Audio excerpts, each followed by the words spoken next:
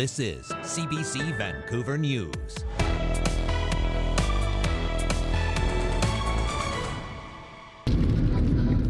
"30,000 people ordered out of their homes as parts of BC burn. Another 36,000 are on alert.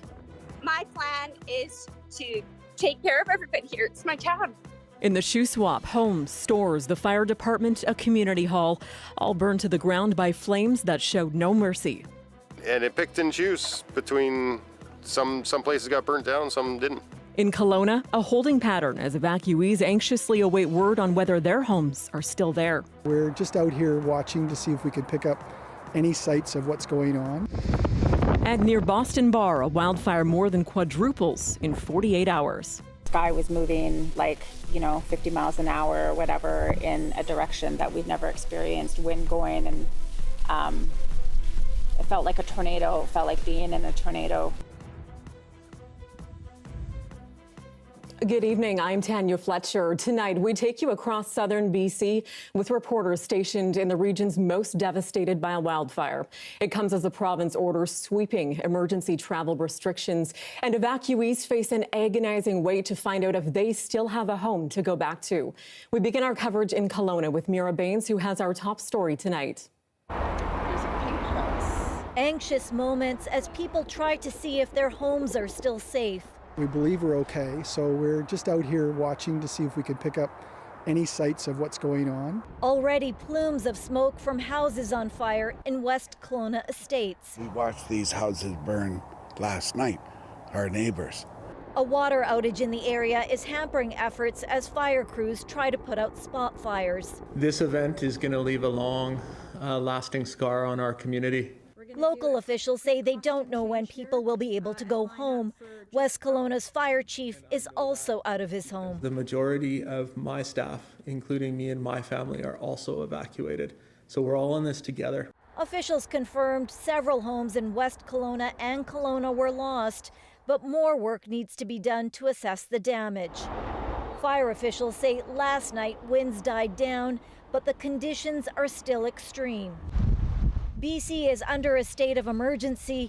The province's message to tourists is to stay away and avoid non-essential travel. This order will restrict travel in fire-affected areas when you are traveling for the purposes of staying in temporary accommodation. People are being asked to cancel travel to the central Okanagan, Shuswap, and interior to free up accommodations for evacuees. RCMP are monitoring neighborhoods here.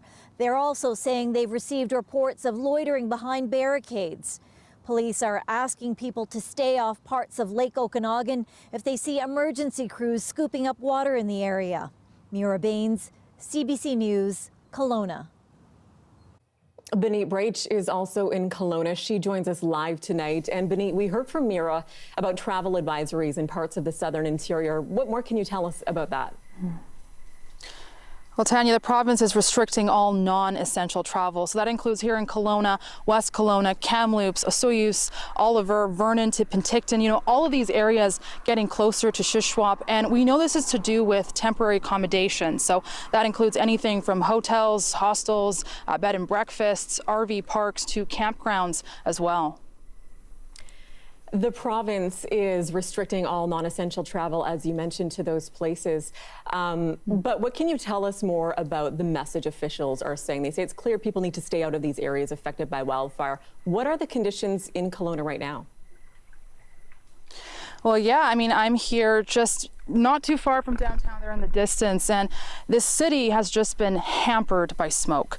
You feel it in your eyes, it burns, your head hurts, it can be hard to breathe sometimes, and we know that the flames have they're not really visible, and again, there's a lot of smoke, but the fire chief has also said that there's some reprieve, and he was cautious about that, saying there's still a lot of challenge out here, a lot of flames to fight, but again, we know that hundreds of evacuees are still spending another night in evacuation, and many of them are still left wondering and waiting, what they are going home to.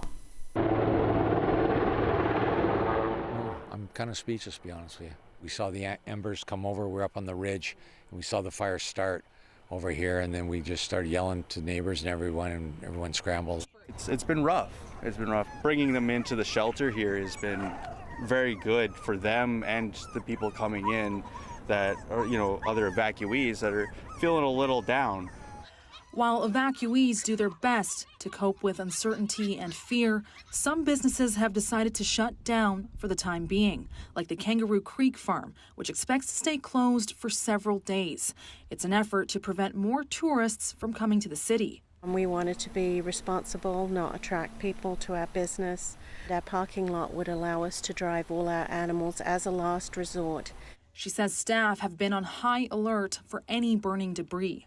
And they actually had to put out, I think, one flaming plastic bag and some smoldering bark that must have come from a very long ways away.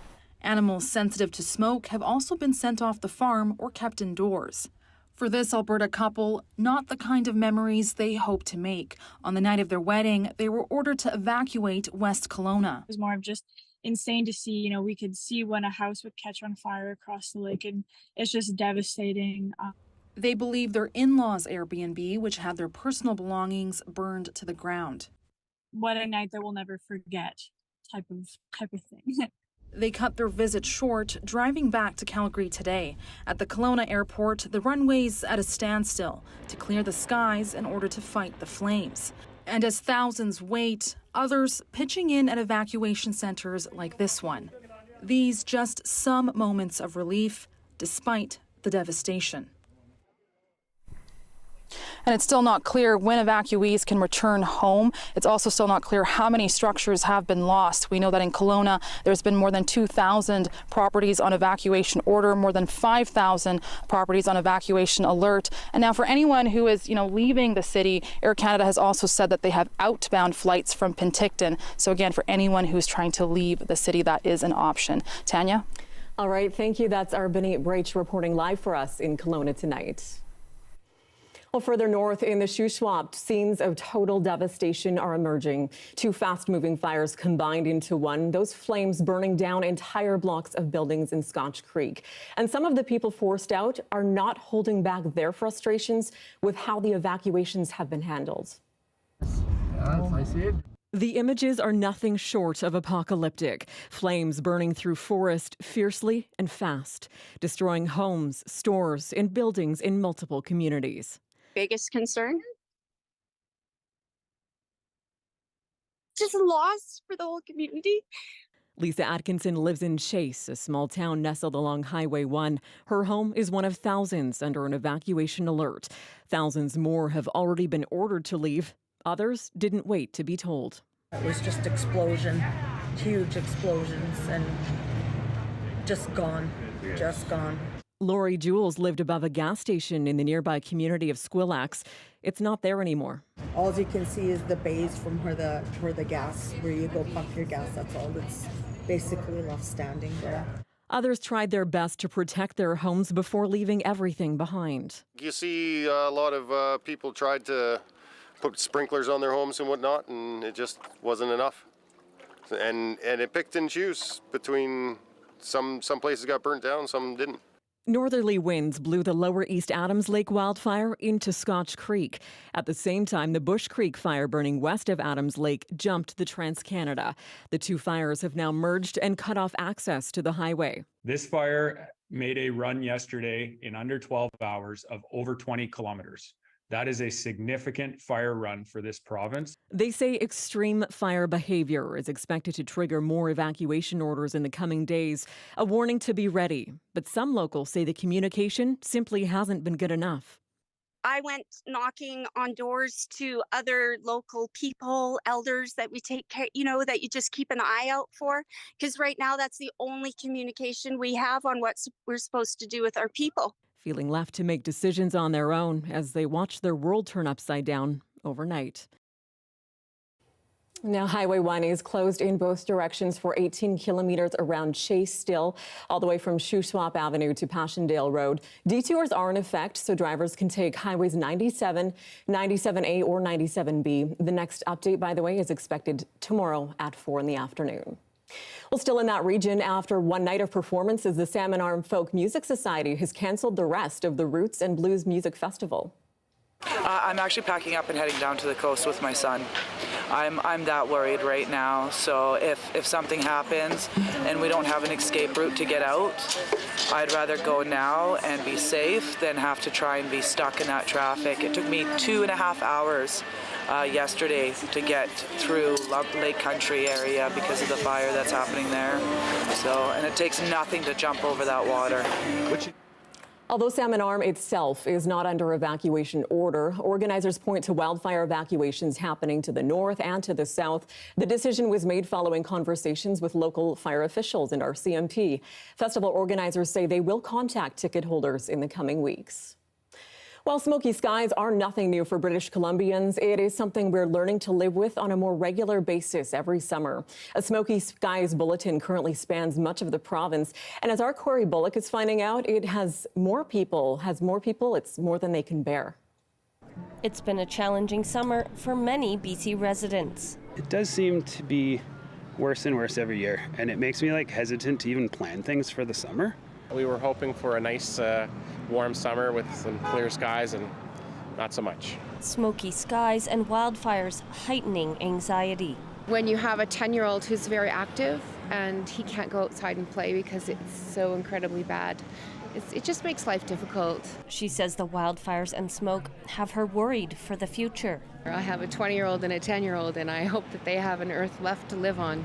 The BC Centre for Disease Control says studies are still being done on the long-term effects of wildfire smoke, adding that wildfire smoke can be harmful to everyone's health, even at low concentrations. So it's important to protect yourself. Wildfire smoke used to be a pretty kind of sporadic exposure, but now it's definitely becoming more and more kind of regular and more intense. Yao says those with pre-existing health conditions like lung and heart disease are especially at risk. So the best way to protect ourselves from wildfire smoke is to try to reduce our exposure, and the best way to do that is to create a indoor space with cleaner air.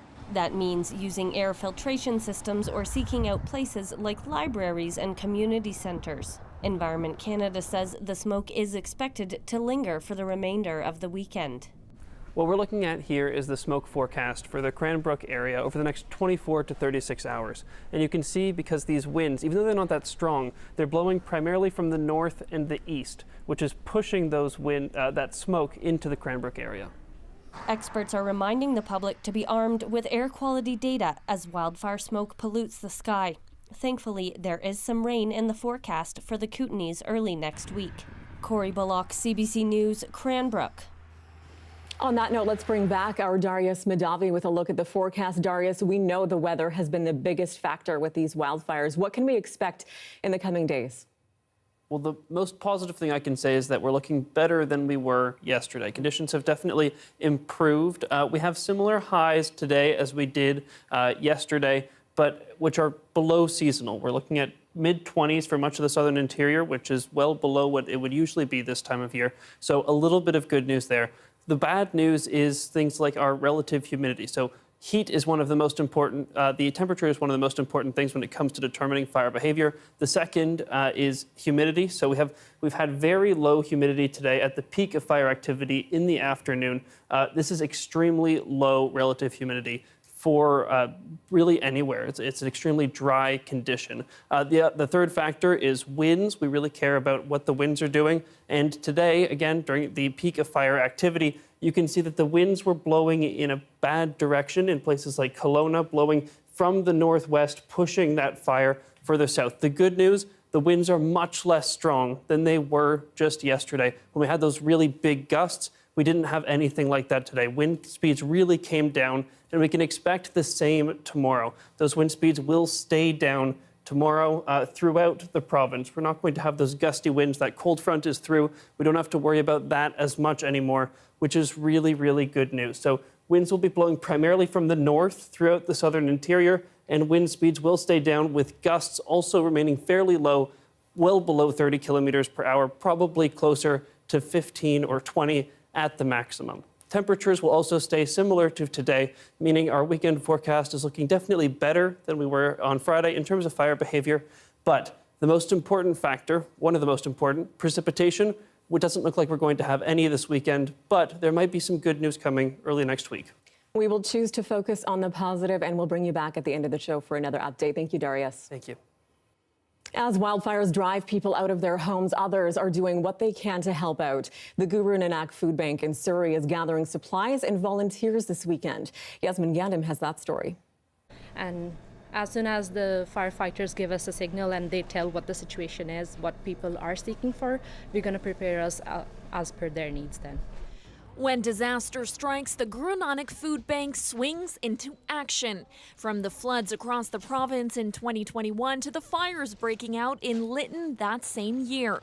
This time, volunteers are getting ready to set up camp in Kelowna to support evacuees. We prepared first aid kits and especially hygiene kits for women because people won't have the access to those things there. Volunteers say there's no question about helping out. It's a big part of the Sikh faith, referring to seva, which means selfless service. Food is not all they are prepared to give. We have the sources, we have volunteer, and we know we have capacity to help them out. So we offer the help. We are also sending the emails to the local fire chief if they need assistance, if they need volunteers. We have a manpower. We can send that one too. The food bank now has nearly 400 volunteers on standby, ready to deliver food and other essentials to those forced out of their homes at a moment's notice. Soaps, toothpaste, baby oils, there, lotions and everything. So everything that a person would need in emergency, we are just stocking it up. Walia is watching the fires closely. It wasn't big like this morning is now. It's pretty big. If you see the city here, it wasn't like that. At this point, the food bank is not asking for donations as they are stocked up. For those who want to help, the Red Cross says financial donations are the best way so resources can be directed where needed. Yasmin Gandam, CBC News, Surrey. Still ahead, international crews arrive in Yellowknife to help in the fight against those wildfires. Where the latest have arrived from after the break. Stay with us.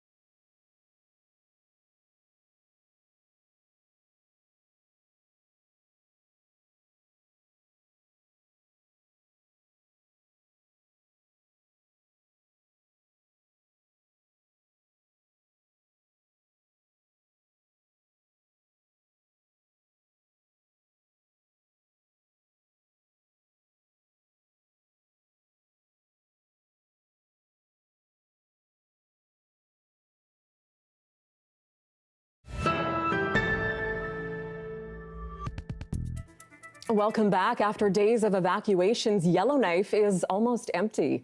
Its residents are spread all across Western Canada as crews continue to fight the wildfires burning dangerously close to that city. The CBC's Sarah Levitt has more.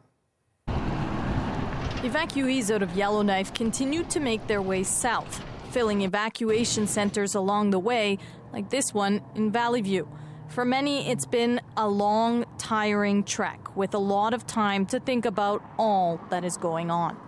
One of the greatest things I fight so hard for is that I never want to see our great-great-grandchildren what we have created here. We want to fix it before the future so that our children have better life and better way of living. On the way to Yellowknife, reinforcements.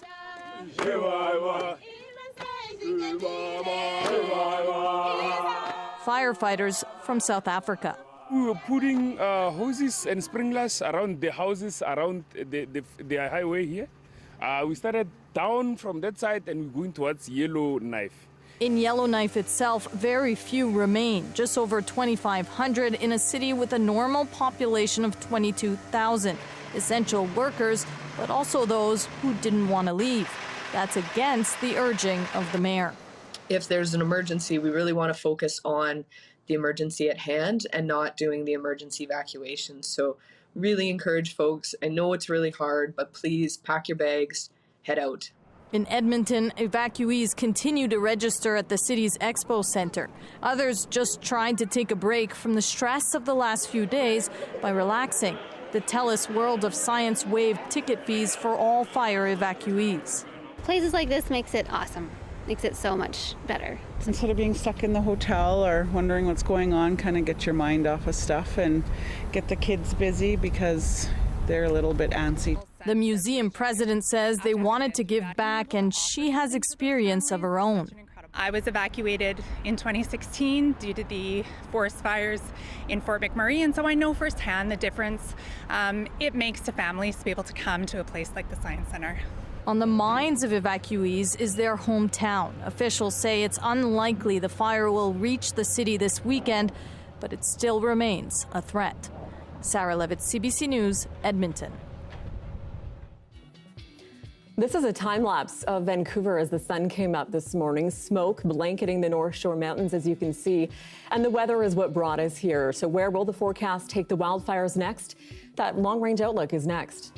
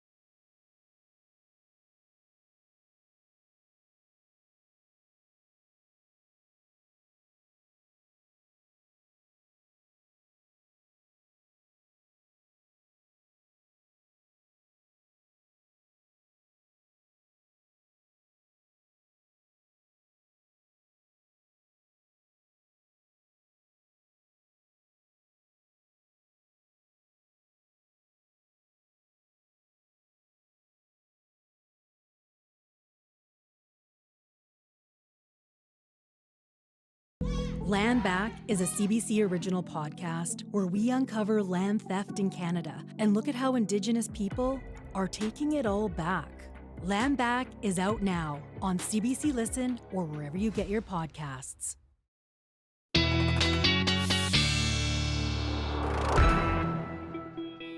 And let's bring back our climate and weather specialist, Darius Madavi, for another look at the forecast. And Darius, today was really the first day, at least I noticed, those smoky skies blanketing the Metro Vancouver area. Sounds like that was the case across much of BC today. That's right, and it looks like it's going to be a very similar situation for tomorrow. You can see on this map, this is our maximum smoke forecast. So this is the smokiest it'll be tomorrow forecasted for each area. And down here, it almost looks like there's no smoke at all, but it's just so dark that it looks just through the map. This is an extremely dangerous situation with all this smoke, and you can see it carry through into Vancouver as well. So all of the smoke is just sort of sitting over these areas. This forecast is from firesmoke.ca. They use an experimental model, so there's no guarantee that it'll work out just how they say, but it is quite good. And I highly recommend that people check out this website because you can see an hourly forecast for how the smoke will be. You can decide when you might want to go outside if you do need to, but try and stay indoors and try and stay out of that smoke if you can. On Monday, some of the smoke actually starts to clear out, at least from the coast, and we'll have a look at why. It's because we're going to have a low pressure system set up on the coast, which means even though over the next 24 hours or so, we don't see any rain through the province, heading into Monday night, even though we're dry as a bone before that, we start to see some rain come up being pushed by this low pressure system over Vancouver, meaning we talked about temperature, humidity, and winds. But the fourth factor, the other big one, precipitation, might actually help relieve some of this fire danger through the southern interior, which is really, really high right now. Those rains could carry through as late as Wednesday. So let's just hope for as much of that precipitation to make it into these areas as we can. Now into the weekend, no rain. We're still in the weekend, but heading into the beginning of next week, not much rain here in Vancouver. Maybe we'll get some on Wednesday, but for the most part, it looks like weather conditions will stay pretty much how we've had them for the last while. Okay, we will look forward to any rain we can get. Thank you so much, Darius. Thank you. And that is your late news for this Saturday. For news anytime, anywhere, you can download the free CBC News app. You can also head to our website. We're at cbc.ca/BC for the very latest news. Thank you so much for joining us today. Have a great night and a safe weekend.